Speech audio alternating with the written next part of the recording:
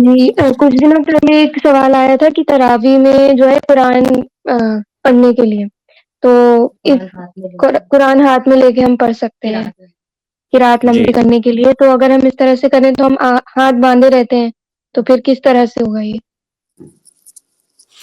اس کا جواب شاید میں پہلے بھی دیا ہوں، ایک بار پھر میں اس کا جواب دیتا ہوں۔ دیکھیے، آپ اس کو پوائنٹ وائز سمجھیے، کئی لوگوں کو یہ سوال بہت زیادہ آ رہا ہے آج کل، تو اس کو آپ ایسے سمجھیں کہ نماز کے اندر حرکت کرنا، کوئی ایسی حرکت جو نماز سے باہر کی حرکت ہو، یہ جائز نہیں ہے، درست نہیں ہے۔ حرکت نماز میں دو طرح کی ہوتی ہے، ایک کو کہتے ہیں کہ تھوڑی حرکت، الحرکہ الیسیرہ یا الحرکہ القلیلہ، تھوڑی حرکت، اور ایک ہے زیادہ حرکت۔ تھوڑی حرکت کرنا یہ مکروہ ہے، اور زیادہ حرکت کرنا یہ حرام ہے، اس سے نماز باطل ہو جاتی ہے۔ تو یعنی تھوڑی حرکت کرنا بھی جائز نہیں ہے اور زیادہ حرکت کرنا بھی جائز نہیں ہے۔ تو پہلے آپ یہ پوائنٹ یاد رکھیں کہ نماز کے اندر نماز سے باہر کی کوئی حرکت کرنا یہ ممنوع ہے، یا تو اس سے نماز ہی باطل ہو جائے گی، یا تو کم سے کم یہ ایک مکروہ عمل ہوگا۔ اب اگر کوئی آدمی قرآن ہاتھ میں لے کر نماز پڑھتا ہے تو اسے قرآن ہاتھ میں لینا ہوگا، اسے قرآن کو پلٹنا ہوگا بار بار اس کے اوراق، جب رکوع سجدے میں جائے گا تو حرکت کر کے اسے کہیں پر رکھنا ہوگا۔ یہ ساری جو حرکتیں ہیں نماز سے باہر کی حرکت ہے، اس کا نماز سے کوئی تعلق نہیں ہے، تو لہٰذا یہ حرکت کرنا یہ ممنوع ہے۔ تو یہ پہلی بات، یعنی اس مسئلے کی بنیاد اور اس کی بیس اسی پر ہے کہ نماز میں الگ سے کوئی حرکت کرنا یہ ممنوع ہے۔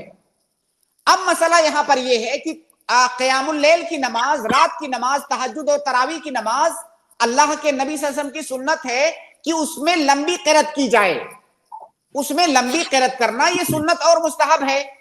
اب کوئی ایک ایسا انسان ہے، چاہے وہ امام ہو یا منفرد ہو، اس آدمی کو قرآن اتنا زیادہ نہیں یاد ہے کہ وہ لمبی قرات کر سکے۔ اب ظاہر ہے لمبی قرات کرنے کے لیے جب اسے قرآن نہیں یاد ہے تو اس کے پاس ایک ہی راستہ بچتا ہے کہ قرآن میں وہ دیکھ کر کے پڑھے، تاکہ لمبی قرات کر سکے اور لمبی قرات کی جو سنت ہے اس کو پا سکے۔ اب اس کا مطلب یہ ہوا کہ لمبی قرات کرنے کے لیے قرآن میں دیکھنا اس کی حاجت تھی، لمبی قرات کرنے کے لیے اور سنت کو پانے کے لیے قرآن میں دیکھ کر کے پڑھنا اس کی حاجت ہوئی۔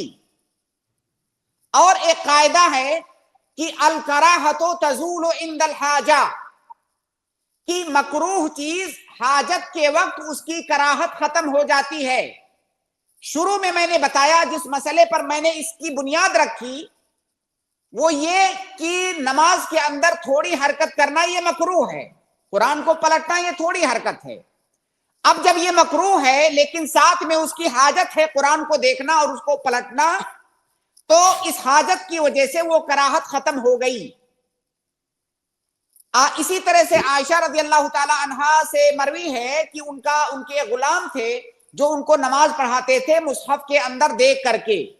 تو یہ دو بہت اہم دلیلیں ہیں اس مسئلے کے اندر، جن سے یہ ثابت ہوتا ہے کہ اگر کوئی قیام اللیل کے اندر قرآن کسی کو زیادہ نہیں یاد ہے اور لمبی قیام کرنے کے لیے وہ قرآن میں دیکھ کر کے نماز پڑھتا ہے تو یہ اس کے لیے جائز ہے، کیونکہ تھوڑی حرکت یہ حاجت کے وقت، تھوڑی حرکت کی جو کراہت ہے یہ حاجت کے وقت زائل ہو جاتی ہے۔ تو خلاصہ یہ ہے کہ اگر کوئی قیام اللیل میں قرآن ہاتھ میں لے کر کے پڑھتا ہے کیونکہ اسے قرآن زیادہ نہیں یاد ہے، لمبی قرات کرنی ہے اسے، تو یہ جائز ہے۔ تو شیخ ہماری تو نیت بندی ہوتی ہے، ہم تو ہاتھ باندھے ہوئے ہوتے ہیں، تو قرآن کس طرح سے پکڑیں؟ اب اس کا طریقہ میں نہیں بتاؤں گا، اس کا طریقہ آپ خود ڈھونڈیے کہ آپ کو جی آپ کس طرح کمفرٹیبل ہیں۔ آپ ایک ہاتھ سینے، مطلب دونوں ہاتھ سینے پر باندھنا ہے جی نا؟ اب اگر جی کوئی آدمی اس طرح کر سکتا ہے کہ وہ ایک ہاتھ تو رکھے ہوئے ہے سینے پر، دوسرے ہاتھ سے وہ قرآن پکڑے ہوئے ہے، اس طرح سے کرے۔ لیکن اگر کسی کو لگتا ہے کہ نہیں میں بغیر دونوں ہاتھ میں پکڑے ہوئے قرآن کو نہیں تھام سکتا، گر جائے گا، تو وہ دونوں ہاتھ میں پکڑ لے۔ تو جو جی طریقہ آپ کے پاس ہو۔ کچھ لوگ ایسا بھی کرتے ہیں کہ وہ سامنے مصحف، بڑے سائز کا مصحف ہوتا ہے اور سامنے وہ کسی اسٹینڈ پر مصحف کو رکھ دیتے ہیں، اس میں دیکھ کر کے پڑھتے ہیں۔ تو جو جی طریقہ شیخ آپ ابھی کے لیے کمفرٹیبل ہو وہ طریقہ اختیار کر سکتے ہیں۔ جی شیخ ابھی ہم ایسے ہی پڑھ رہے تھے، لیکن ہم جیسے قرآن شریف نیچے رکھ کے تکیے پہ اور بیٹے کو سائڈ میں بٹھا کے تو ہم اس کو اشارہ کرتے تھے وہ پیج پلٹ دیتے تھے، تو یہ کرنا نہیں صحیح ہے؟ دیکھیے صحیح تو ہوگا بالکل، لیکن اس سے زیادہ اچھا طریقہ ہے جو میں بتاتا ہوں، اس سے پہلے بھی بتا چکا ہوں. آپ جی سائڈ میں ایک ٹیبل رکھیے، سائڈ میں ایک ٹیبل رکھیے، ایک ہاتھ سے قرآن پکڑیے، جب آپ کی رکعت ختم ہو جائے آپ اس ٹیبل پر قرآن رکھ دیجئے، جب آپ رکوع سجدے سے فارغ ہو کر کے دوبارہ کھڑے ہوں تو پھر قرآن اٹھا لیں آپ.